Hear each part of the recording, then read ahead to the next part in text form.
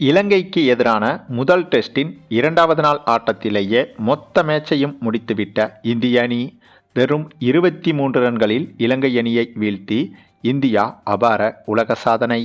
Cricket உலகமே ஸ்தம்பித்து நின்ற அந்த ஒரு தருணம்.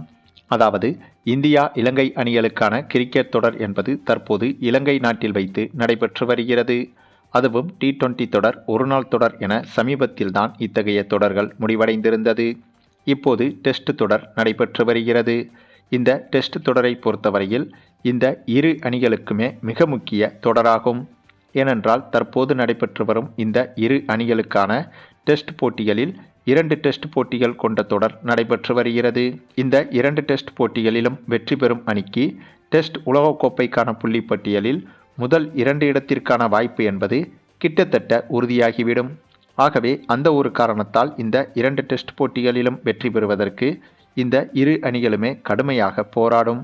அந்த ஒரு சூழலில்தான் இந்த இரு அணிகளுக்கு எதிரான முதல் டெஸ்ட் போட்டி நேற்றைய தினம் தொடங்கியது. இந்த போட்டி தொடங்கி டாஸை வென்ற இந்திய அணி முதலில் பேட்டிங் செய்வதாக முடிவெடுத்திருந்தது. அதனைத் தொடர்ந்து பேட்டிங் செய்ய களமிறங்கிய இந்திய அணியை பொறுத்தவரையில் இந்த போட்டியில் சூப்பராகவே பேட்டிங் செய்தது. யாஸ்வி ஜெய்ஸ்வால், KL ராகுல், தேவ்தத் படிக்கல் என அனைவருமே சிறப்பாக பேட்டிங் செய்து இந்த போட்டியில் இந்திய அணிக்கு மிகப்பெரிய அளவில் உதவி செய்தனர். அதிலும் குறிப்பாக நம்முடைய தேவ்தத் படிக்கலின் அதிரடி என்பது நம்ப முடியாத அளவுக்கு இருந்தது. டெஸ்ட் போட்டியில் இந்தளவுக்கு ஒரு அதிரடியை தேவ்தத் படிக்கல் வெளிப்படுத்தியது இந்திய ரசிகர்களுக்கு மிகப்பெரிய சர்ப்ரைஸாகவும் இருந்தது. ஆமாங்க, இந்த போட்டியில் தேவ்தத் படிக்கல் மட்டும் அதிரடியாக விளையாடி 138 ரன்கள் வரை எடுத்திருந்தார். இவரது அதிரடிதான் இந்த போட்டியில் இந்திய அணிக்கு மிகப்பெரிய பலமாக மாறியது. மேலும் நேற்றைய முதல் நாள் ஆட்ட நேர முடிவில் வெறும் 73 ஓவர்கள் தான் வீசப்பட்டிருந்தது. வழக்கமாக டெஸ்ட் போட்டிகளை பொறுத்தவரையில் ஒரு நாளில் 90 ஓவர்கள் வீசப்படும். ஆனால் நேற்றைய போட்டியில் வெளிச்சம் என்பது குறைவாக இருந்ததால் வெறும் 73 ஓவர்களிலேயே போட்டி நிறுத்தப்பட்டது. ஆனாலும் கூட இந்திய அணி 288 ரன்கள் வரை எடுத்துவிட்டது. வழக்கமாக டெஸ்ட் போட்டிகளில் ஒரு நாள் முழுக்க பேட்டிங் செய்தாலும், அதாவது 90 ஓவர்கள் முழுமையாக பேட்டிங் செய்தாலும் 300 ரன்களை எடுப்பதே மிகப்பெரிய ஆச்சரியம். அப்படி இருக்கும்போது வெறும் 73 ஓவர்களிலேயே கிட்டத்தட்ட 300 ரன்களை தொட்டுவிட்டது இந்திய அணி. ஆகவே அப்போதே தெரிந்துவிட்டது இந்த போட்டியில் இந்திய அணி எளிதாக வெற்றி பெற்றுவிடும் என்று. ஏனென்றால் முதல் நாள் ஆட்டத்திலேயே கிட்டத்தட்ட 300 ரன்கள் எடுத்தது மட்டுமில்லாமல் வெறும் 2 விக்கெட்டுகளை மட்டும்தான் இழந்திருந்தது. ஆகவே இரண்டாவது நாள் ஆட்டத்தில் எப்படியும் கூடுதலாக 300 ரன்கள் எடுத்துவிட்டு இந்திய அணி டிக்ளேர் செய்தால் கூட மொத்தமாக 600 ரன்களை இலங்கை அணி எடுப்பதற்குள்ளாகவே இலங்கை அணியை 2 இன்னிங்ஸிலும் சேர்த்து சுருட்டி இந்திய அணி இந்த போட்டியில் அபாரமான வெற்றியையும் இன்னிங்ஸ் வெற்றியையும் கூட பெற்றுவிடும் என்பது முதல் நாள் ஆட்டத்திலேயே தெரிந்துவிட்டது. ஆனால் இந்திய அணியின் வெற்றிக்கு திடீரென தடைக்கல்லாக மழை என்பது குறுக்கே வந்துவிட்டது. ஆமாங்க, இரண்டாவது நாள் ஆட்டம் இன்றைய தினத்தில் தொடங்குவதற்கு முன்பாகவே மழை என்பது தொடர்ந்து பெய்து கொண்டிருக்கிறது. ஆகவே மழை நின்ற பிறகுதான் இந்த போட்டி நடைபெற இருக்கிறது. ஆனால் முதல் நாள் ஆட்டத்தில் இந்திய அணி அடித்த அதிரடி என்பது இப்போது மழையால் வீணாகிவிடுமோ என்ற கவலையும் இந்திய ரசிகர்கள் மத்தியில் எழுந்துள்ளது. அதே சமயம் எப்படி பார்த்தாலும் இன்றோடு சேர்த்து இன்னும் 4 நாட்கள் இருப்பதால் இந்திய அணி இந்த முதல் டெஸ்ட் போட்டியில் எளிதாக வெற்றி பெறக்கூடிய சூழ்நிலையில்தான் இப்போதும் இருக்கிறது. அதாவது இந்திய அணியின் கைகள்தான் இப்போதும் ஓங்கியிருக்கிறது. மேலும் இதில் இந்திய ரசிகர்களுக்கு கூடுதல் ஆச்சரியம் என்னவென்றால், இலங்கை அணிக்கு எதிரான இந்திய சீனியர் அணி இந்த முதல் டெஸ்ட் போட்டியில் விளையாடும் அதே நேரத்தில் இந்திய ஜூனியர் அணியான திலக் வர்மா தலைமையிலான இந்திய அணியோடு இலங்கை அணியின் ஜூனியர் அணி விளையாடி வருகிறது. ஜூனியர் அணி என்று சொல்வதை விட அதுவும் இலங்கை அணியின் சீனியர் அணி என்றுதான் சொல்ல வேண்டும். ஏனென்றால் இலங்கை வீரர்களில் மிக முக்கிய சீனியர் வீரர்கள் இந்த தொடரிலும் விளையாடி வருகின்றனர். இந்த போட்டியை பொறுத்தவரையில் இந்த போட்டியில் நேற்றைய தினம்தான் தொடங்கியது. அதாவது சொல்லி வைத்தது போல இந்த போட்டியிலும் நேற்றைய தினம் தொடங்கி டாஸை வென்ற இந்திய அணி முதலில் பேட்டிங்கை தேர்வு செய்திருந்தது. அப்படியாக பேட்டிங் செய்து முதல் நாள் ஆட்டத்தில் 378 ரன்கள் வரை இந்திய ஜூனியர் அணி எடுத்திருந்தது. அதுவும் இந்தளவுக்கு அதிகபட்ச ரன்கள் குவிப்பதற்கு முக்கிய காரணமாக இருந்தது நம்முடைய சூரியவன்சி தாங்க.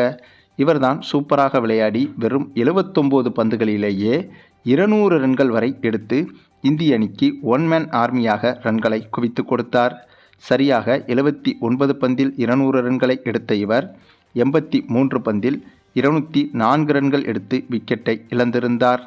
இவருடைய அதிரடியால் தான் இந்திய அணி முதல் நாள் ஆட்டத்திலேயே கிட்டத்தட்ட 400 ரன்களை தொட்டுவிட்டது.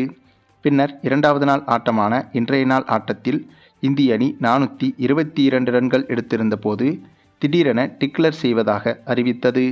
அதன் பிறகு அந்த ஒரு இலக்கை சேசிங் செய்ய களமிறங்கிய இலங்கை அணியை வெறும் 23 ரன்களில் சுருட்டி இந்திய அணி பிரம்மாண்ட சாதனையை படைத்திருந்தது. ஆமாங்க, ஒரு பக்கம் இந்திய சீனியர் அணிக்கு எதிராக அதே இரண்டாவது நாள் ஆட்டத்தில் இலங்கை அணி பேட்டிங் செய்யாமல் வருண பகவான் இலங்கை அணியை காப்பாற்றி வருகிறார். ஆனால் மறுபுறம் ஜூனியர் அணிகளுக்கு எதிரான போட்டியில் அதே இலங்கை அணியை இந்திய அணி பேட்டிங்கிலும் துவம்சம் செய்து வருகிறது. அதே போல பந்து வீச்சிலும் துவம்சம் செய்து வருகிறது. அதுவும் இந்த போட்டியில், அதாவது இந்த ஜூனியர் அணிகளுக்கு எதிரான போட்டியில் இலங்கை அணி கண்டிப்பாக பேட்டிங்கில் சூப்பராக விளையாடும் என்றுதான் போட்டியின் வர்ணனையாளர்களும் கூறி வந்தனர். குறிப்பாக இலங்கை அணியின் முன்னாள் வீரர்கள் சிலர்தான் போட்டியின் வர்ணனையாளராக இருந்தனர்.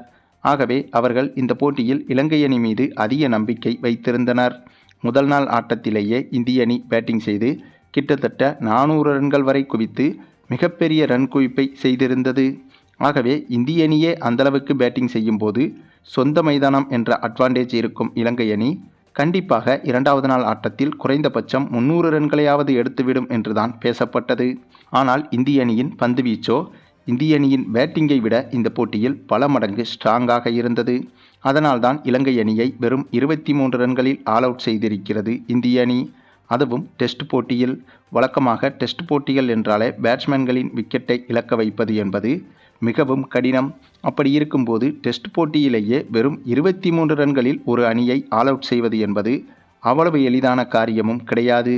அவ்வளவு ஏன், அதிரடியாக விளையாடக்கூடிய T20 போட்டிகளில் கூட ஒரு அணியை வெறும் 23 ரன்களில் அரிதாக ஆல் அவுட் செய்துவிடலாம். அதே போல் ஒரு நாள் போட்டியில் கூட கிட்டத்தட்ட ஒரு அணியை 23 ரன்களில் ஆல் அவுட் செய்வது கிட்டத்தட்ட சாத்தியம்தான். ஆனால் டெஸ்ட் போட்டியில் அது சாத்தியமா என்று கேட்டால் கண்டிப்பாக சாத்தியமில்லை. அதுவும் சொந்த மைதானம் என்ற அட்வான்டேஜ் இருக்கும் இலங்கை அணியை அதனுடைய சொந்த மைதானத்திலேயே வெறும் 23 ரன்களில் ஆல் அவுட் செய்வது என்பது மிகப்பெரிய ஆச்சரியம். அப்படி ஒரு விஷயத்தை இந்திய அணி இந்த போட்டியில் செய்திருந்தது. ஒரு பக்கம் இந்திய இலங்கை சீனியர் அணிகளுக்கு எதிரான போட்டியிலும் இந்திய அணியின் கைகள்தான் ஓங்கியிருக்கிறது. அதே போல மறுபக்கம் இந்திய இலங்கை ஜூனியர் அணிகளுக்கான போட்டியிலும் இந்திய அணியின் கைகள்தான் ஓங்கியிருக்கிறது. ஆனால் இதில் நம்ப முடியாத ஆச்சரியம் என்னவென்றால், தற்போது நடைபெற்று வரும் இந்திய இலங்கை சீனியர் அணிகளுக்கு எதிரான போட்டிக்கான ரசிகர்கள் கூட்டத்தை விட இந்திய இலங்கை ஜூனியர் அணிகளுக்கு எதிரான போட்டியை பார்ப்பதற்கான ரசிகர்கள் கூட்டம்தான் அதிகம். இதுதான் பலருக்கும் ஆச்சரியமாகவும் வியப்பாகவும் இருக்கிறது. அதற்கு மிக முக்கிய காரணம் நம்முடைய சூரியவன்சி தாங்க. சூரியவன்சி இந்திய சீனியர் டெஸ்ட் அணியில் தற்போது இடம் பெறவில்லை. அதனால் இந்திய ஜூனியர் அணியில்தான் இப்போது விளையாடி வருகிறார். ஆகவே சூரியவன்சியின் அந்த ஒரு அதிரடி பேட்டிங்கை பார்ப்பதற்காகவாது கண்டிப்பாக இந்திய ஜூனியர் அணி விளையாடும் டெஸ்ட் போட்டிகளைத்தான் இந்திய ரசிகர்கள் பலரும் இப்போது ஆர்வமாக பார்த்து வருகின்றனர். அந்த ஆர்வத்திற்கு தீனி போடுவது போலத்தான் சூரியவன்சியும் விளையாடி வருகிறார். தொடர்ச்சியாக இவர் களமிறங்கும் பெரும்பாலான போட்டிகளில் சிறப்பாக விளையாடி வருகிறார். அதனாலேயே சூரியவன்சி பங்கு பெறும் போட்டிகளை பார்ப்பதற்காகவே இந்திய ரசிகர்கள் அதிக எதிர்பார்ப்பை காட்டி வருகின்றனர். அதற்கு இந்த ஒரு போட்டியும் உதாரணம். சரி, நீங்கள் சொல்லுங்கள், இந்த இந்தியா இலங்கை அணிகளுக்கு எதிரான 2 விதமான டெஸ்ட் போட்டிகளை பொறுத்தவரையில் இந்திய சீனியர் அணி இந்த முதல் டெஸ்டில் முதலில் வெற்றி பெறுமா, அல்லது இந்திய ஜூனியர் அணி முதல் டெஸ்டில் முதலில் வெற்றி பெறுமா என்பதை பற்றி உங்களுடைய கருத்துக்களையும் கமெண்டில் தெரிவிங்க.